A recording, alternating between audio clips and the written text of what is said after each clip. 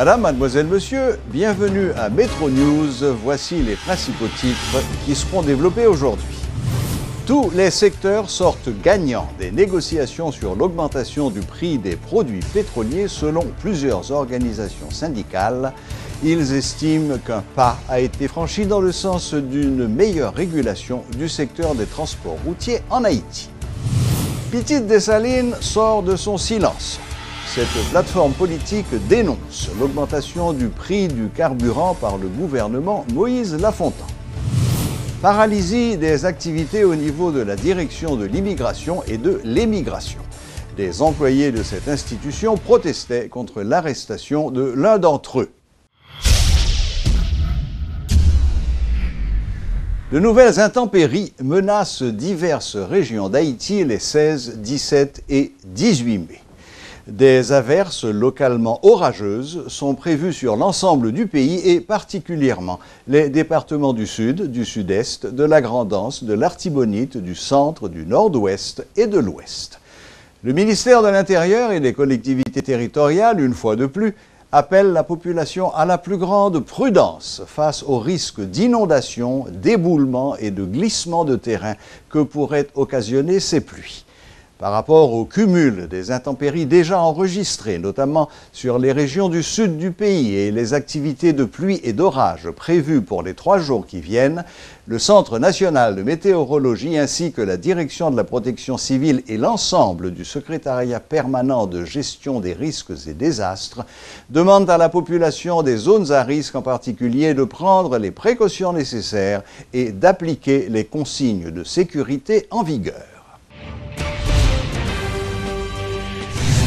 Le président du syndicat de transport fidèle, Duclos Bénissois, confirme que la hausse des prix de l'essence a été proposée par les responsables des syndicats de transport lors des dernières discussions. Selon les nouveaux tarifs définis par le ministère du Commerce et de l'Industrie, le gallon de gasoline passe de 189 à 224 gourdes, soit 18,5% d'augmentation. Le gallon de diesel passe de 149 gourdes à 179 gourdes, plus 20%. Et le gallon de kérosène passe de 148 à 173 gourdes, plus 17%. Même si les ajustements sont le résultat d'une entente entre le gouvernement et les syndicats, M. Bénissois déplore une précipitation des autorités. Il soutient qu'une conférence de presse visant à expliquer les nouveaux tarifs aurait dû avoir lieu avant l'adoption des nouveaux tarifs. Interrogé sur l'opportunité de cette nouvelle charge, le syndicaliste a fait valoir qu'ils étaient contraints de prendre en compte la nécessité pour l'État d'obtenir plus de recettes. Il fait remarquer que les dirigeants des syndicats avaient menacé de ne pas revenir à la table des négociations si le gouvernement s'obstinait à vouloir un ajustement supérieur à 35 gourdes pour la gasoline. Il révèle que le gouvernement a en outre accepté plusieurs revendications des chauffeurs visant à atténuer les effets de la hausse des prix de l'essence. Il s'agit des mesures d'accompagnement, explique M. Bénissois, regrettant que ces mesures ne sont pas précisées dans la note du gouvernement. L'accord entre le gouvernement et les syndicats comporte 19 points, a laissé entendre M. Bénissois, annonçant la formation d'une commission de suivi de l'accord. Dans le cadre des revendications figure la carte de sécurité sociale pour les chauffeurs de transport en commun. La plateforme Petite Dessalines dénonce l'augmentation du prix du carburant par le gouvernement Moïse Lafontan. Lors d'une conférence de presse ce mardi, l'ex-candidat à la présidence du parti, Moïse Jean-Charles, a lancé un ultimatum d'1 semaine au président de la République, Jovenel Moïse, afin que ce dernier puisse revenir sur cette décision. Selon le leader de Petite Dessalines, l'État haïtien ne devrait pas monter le prix des produits pétroliers alors que le prix du pétrole est stable sur le marché international. Il y a 3 formules, le président pose le problème, l'agence sous le pouvoir politique, en Haïti surtout. Qui 3 formules? Ou bien mal point taxant sur la population à travers gaz là, ça le plus facile pour un président. Un président qui n'a pas réfléchi, alors que qui t'a différent de nous-mêmes. Ça nous a fait à travers taxes que nous avons mis sur les gens, ou bien les gens qui pas jamais payé l'État. Je ne vais pas demander pour payer tout comme ça le coup. Même si tu as dit ça, 600 millions, 300 millions, 200 millions. Mais il ne faut pas prendre tout la main avec du riz. Dans notre famille encore, nous avons utilisé tout moyen. Les gens qui ont volé l'argent, Je ne vais même pas dire nous l'arrêter, non? Eh bien, les gens ont commencé à saisir bien, ont commencé à saisir l'argent. Et troisième bagaille, qui a continué, à travers la frontière, là, son milliard de dollars, mais qui nous presque pédit là, oui. Son milliard de dollars, nous passons pédit dans la frontière pays. Eh bien, nous mettons l'autre dans la frontière pays. Ça, pour Jovenel faire, pas qu'à sécurité pour mettre derrière l'eau, pour que ça la mettre dans la frontière pour voir les gens qui traversent avec gaz. Ils ont dit, gaz dans la République dominicaine, non, le plus cher par rapport à nous-mêmes. Ce n'est pas vrai, mais pas cher. La République dominicaine, Venezuela baille gaz là à $1,20 et on gaz de plus bonne qualité parce que nous. Alors c'est nous-mêmes en Haïti, Venezuela baille nous gaz là à $0,71. Imaginez, baril pétrole là qui 42 gallons là-dedans, oui. Combien de barils la vendent? 46 $. Oui. N'importe qui monde. 46 $, oui.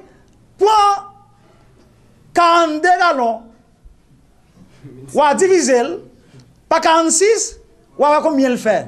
Ça veut dire que ça, nous avons souhaité que les gens ne pas répéter ça encore. Tout ça, il n'y a pas de discours aujourd'hui. Il n'y a pas de parole aujourd'hui. Le professeur Amaury-Joseph Noël de la Coordination nationale de la société civile haïtienne déplore que les organisations de la société civile organisées aient été tenues à l'écart des négociations sur l'augmentation du prix des carburants. Il estime également qu'une catégorie sociale particulièrement concernée a été oubliée par les négociateurs, celle des usagers de la route et des transports en commun, dont l'expertise aurait pu être utile selon lui. Amaury-Joseph Noël se dit opposé aux manifestations de rue d'élèves, d'étudiants ou de professeurs, même s'il dit reconnaître le bien fondé de leurs revendications.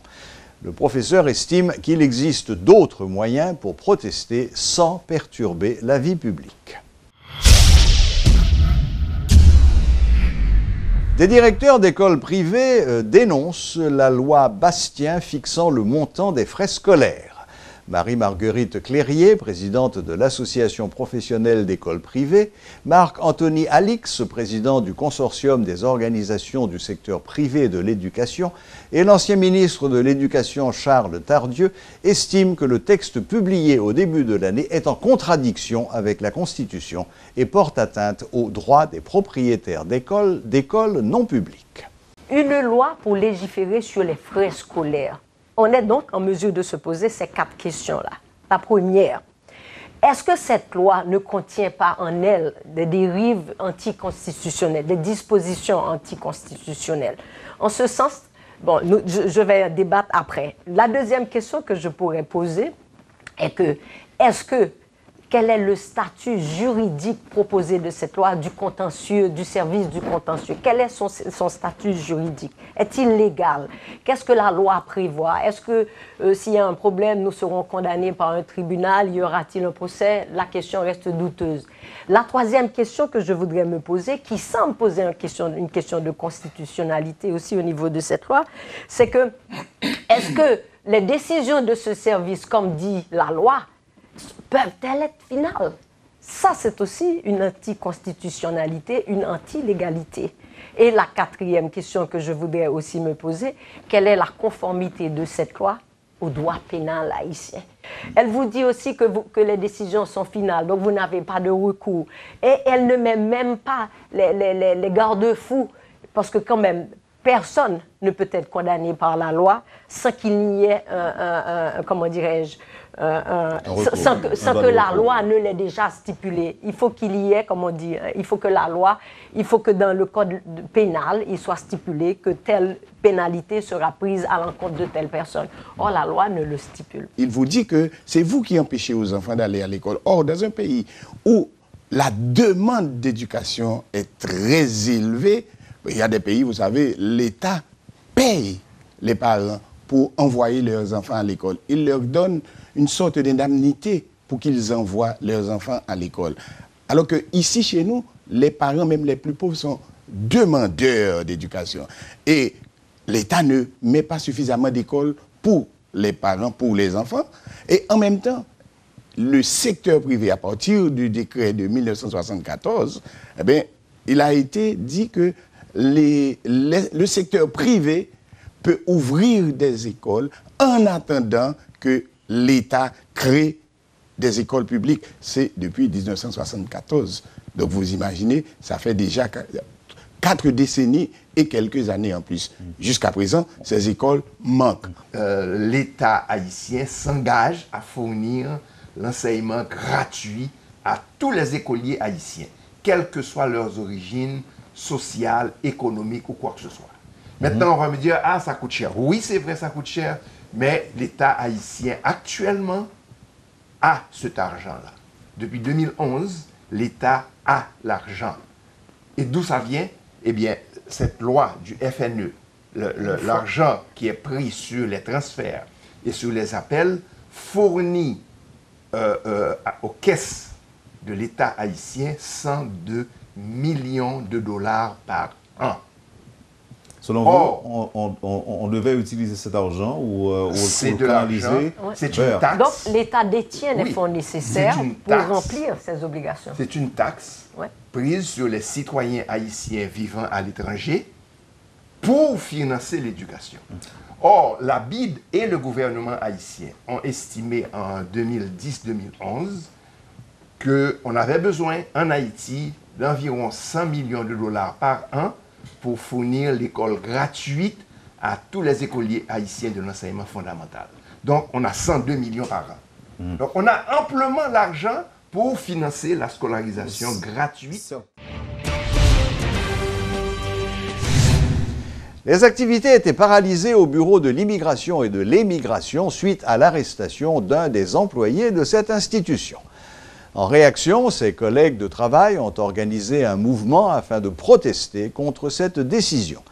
Le directeur du ministère de l'Intérieur a, de son côté, demandé aux employés de reprendre le travail. Fenel Monchéri annonce qu'il prendra des dispositions légales dans le but de permettre à l'institution de recommencer à fonctionner normalement. Généralement, l'homme on réclame des documents qui sont passeports. Le cas échéant, c'est le bagage de besoin pour urgence, maladie, funérailles, études, voyage. Donc, nous sommes en situation de blocage total. Nous-mêmes, au niveau du ministère de l'Intérieur, nous avons fait des démarches. Nous sommes venus rencontrer employés un seul jour, à 2 reprises.